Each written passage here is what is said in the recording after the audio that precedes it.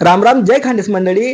2-4 दिवस पहिले जी बातमी व्हायरल व्हायली की शेतकरी बद्दल की ज्या मका पीक आहे असणार व्हायरस येले बुवा आणि त्या व्हायरसमुळे अख्खा शेतकरी घाबरे झाले. तर आपण धुळानं विशेष तज्ञ म्हणजे संरक्षण कृषी तज्ञ आहेत त्या आणि त्याचकडे आपण येले तर पंकज पाटील सर आहेत. त्या आता माहिती दिला ना की शेतकरी जेणेकरून घाबरानं कारण नाही बुवा.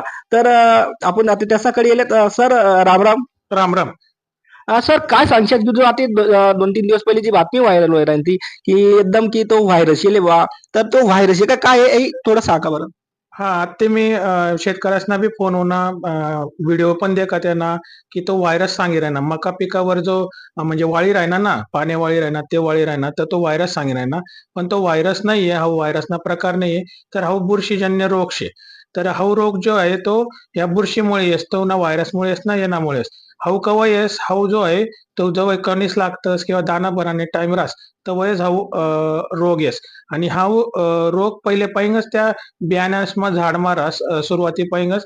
पण तो हळूहळू वाढत जास आणि नेमकं जवळ पाणीनी गरज दाना भरान टाइमले पाणीनी गरज लागस कणीस लागावर जास्त पाणीनी किंवा अन्नानी गरज लागस आणि तवय तो या खोडमा रास आणि तो वाढी जायला रास आणि त्यामुळे काय होस की नेमकं दाना भराना वेळेस जवळ पाणीनी गरज लागस तवय ते पाणी लेवल जास्त त्याच्यात हे चोकअप होई जास म्हणजे वर दाना असले आणि कणीसले पाणी आणि अन्न पुरत नाही आणि ही बुरशी तटे वाढस आणि म्हणून त्यामुळे काय होतस की ह्या झाडे पुरा वाळी जातस. बरं सर, मग येणार आधी उपाययोजना काय आहे जे आता जे येणार? आता सगळ्यात महत्वानं म्हणजे ज्या वाळेल झाडे शेत कमी होतील तर प्रत्येक शेतकरी बंधूसने काय करायला पाहिजे फिरायला पाहिजे थोडंसं.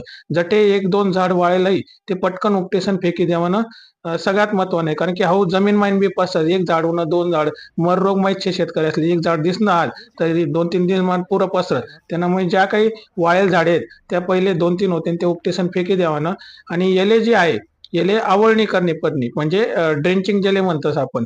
कारण फवारणी करीसन याले उपयोग नाही तर ड्रेंचिंग कोणता केमिकलनी करावी तर 22 त्याला कार्बन डेन्झाईम आम्ही शास्त्रीय दृष्टीमा त्याला 22 कार्बन डेन्झाईम म्हणतोस.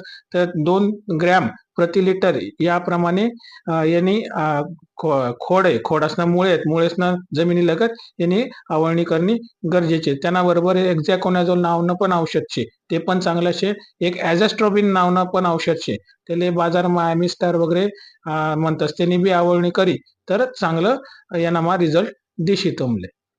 बरोबर.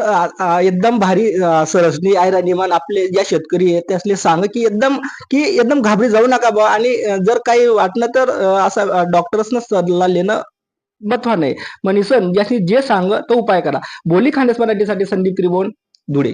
बोली खानदेश मराठी न्यूज.